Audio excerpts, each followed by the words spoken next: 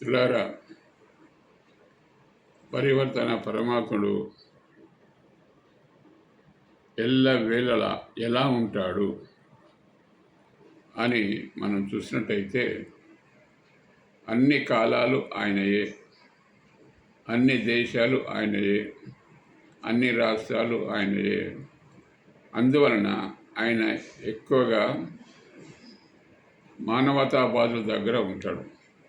ఎందుకంటే ఇతనికి కులం లేదు, ఇతనికి భాష అంటూ ఉండదు, ఇతడికి మోక్షం అనేది ఉండదు. ఇతని దగ్గర ఉన్నది కేవలం స్వర్గమే. ఆయన ఎక్కడ ఉంటాడో అక్కడ స్వర్గం అనేది మనుషులకు కనబడుతుంది. కాబట్టి ఎవరైతే కులాన్ని కానీ విభేదాలను కానీ పోటిస్తుంటారో వాళ్ళు వీళ్ళు దూరం ఉంటారు. అందరూ ఎందుకు పరివర్తన దూరం ఉంటారు అంటే, పరివర్తన మతాల్లో రాదు. ఎందుకంటే ఆ దేవుళ్ళని చేంజ్ చేయలేరు. అందుకొరకు అక్కడ ఉండడు.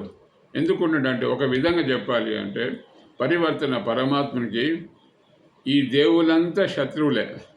అందుకొరకు వారు మారరు. అదేవిధంగా దేశాన్ని మారడానికి అవకాశం ఇవ్వడు. అందువలన మనలో మార్పు రావాలి, మన దేశం బాగుపడాలి అంటే గతాన్ని మర్చిపోండి, దేవులను మర్చిపోండి, మతాలను మర్చిపోండి, కొత్త మతంలోకి రండి. ఎందుకు అంటే ఈ మతంలో ఎట్లా అర్థం చేసుకోవాలి అంటే, దీనికి సంబంధించినటువంటి పరివర్తన పరమాత్ముడు పుస్తకం వచ్చింది, ప్రేమ మతం అనేది వచ్చింది, ఎటర్నల్ గాడ్ అని వచ్చింది. కాబట్టి ఈ పుస్తకాలతో మీరు చదివి ముందు వండి, లేదా మాకు సలహాలు ఇవ్వండి, మేము చెప్తాము అనే విషయాన్ని తెలుపుతూ మెరిటొక్కటి పాటికి మీరు అందరూ సహకరిస్తారని చెప్పి ఆశిస్తూ ముగిస్తున్నాం.